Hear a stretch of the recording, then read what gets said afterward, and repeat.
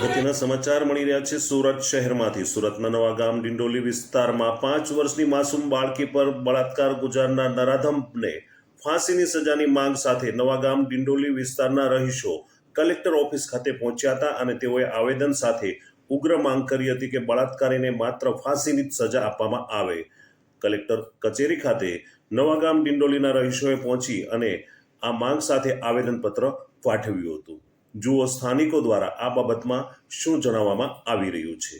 Nikhil Mishra, GTV news, Surat. અમારી collector office થકી સરકારશ્રીને એ જ માંગ છે કે આ જે બળાત્કારી છે તેની જગ્યા છે એ સમાજમાં નથી। તેની જગ્યા ખરેખર તો એની જગ્યા મોતની છે। એને ફાંસીના માંચડે ચડાવી દેવામાં આવે અને ખૂબ સ્પીડમાં ટ્રાયલ ચલાવવામાં આવે એવી અમારી ડિમાન્ડ છે। કારણ કે ભૂતકાળમાં એવું બન્યું છે કે ટ્રાયલ ધીમે ચાલે અને આરોપીને એનો લાભ મળતું હોય છે। માટે અમારી એવી ડિમાન્ડ છે કે ખૂબ સ્પીડી ટ્રાયલ ચાલે અને એને ફાંસીના માંચડે જલ્દીથી જલ્દી ચડાવી દેવામાં આવે।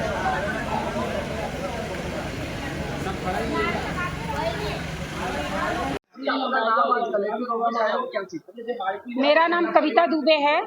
मैं उसी विस्तार में रहने वाली मैं भी नागरिक हूँ जहाँ पर इस छोटी सी बच्ची के साथ दुर्घटना दुर्भाग्यपूर्ण बनी है।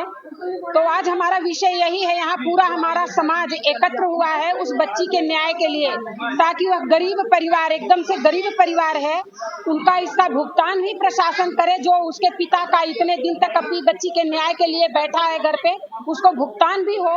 और जो सबसे बड़ी बात है, इसको शीघ्र से शीघ्र फास्ट ट्रैक कोर्ट में न्यायालय में चल करके इस निशाचर को, जो इस छोटी सी बच्ची के साथ इतना बड़ा कुकर्म क्रूरता के साथ किया है, उसको मृत्यु दंड से कम नहीं मिलना चाहिए और उसको मृत्यु दंड मिले।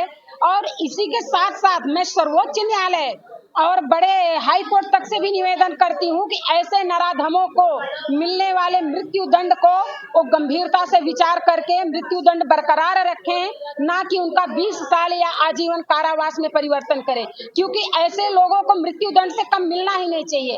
ऐसे लोग चाहे जेल में जिंदा हो, चाहे समाज में जी करके देश का अन्न खा करके देश के ही नागरिक और कन्याओं को लूट लूट के नोच नोच के खाते हैं। ऐसे भेड़ियों को जीने का अधिकार ही नहीं होना चाहिए। देश में हमारे जो भी नेता हैं, जो बड़े अधिकारी हैं, सब इस विषय पे गंभीरता से विचार करें। और जो रहवासी विभाग में हमारे जो बस्तियों में दारू के अड्डे चल रहे हैं, रात दिन दारू पी करके बहू बेटियों पे बुरी नजर डाली जा रही है, तो ऐसे दारू के अड्डे बंद कराए जाएं। मारू नाम अनिल सोनकुचरे है। हूँ हलवा समाज युवा संगठन प्रमुख छूँ। जे बाळकी पीड़ित है, जे बाळकी पर बलात्कार गुजारवामां आव्यो छे, समाजनो हूँ प्रमुख छूँ। અને આજે અમે અહીંયા એ બાળકીને ન્યાય અપાવવા માટે અને પેલા નરાધમને સજાની ફાંસીની સજા થવી જોઈએ એ માંગણી લઈને આજે કલેક્ટરશ્રી અને કમિશનર કચેરીએ કમિશનર સાહેબને આવેદનપત્ર આપવા માટે અમે આવ્યા છીએ।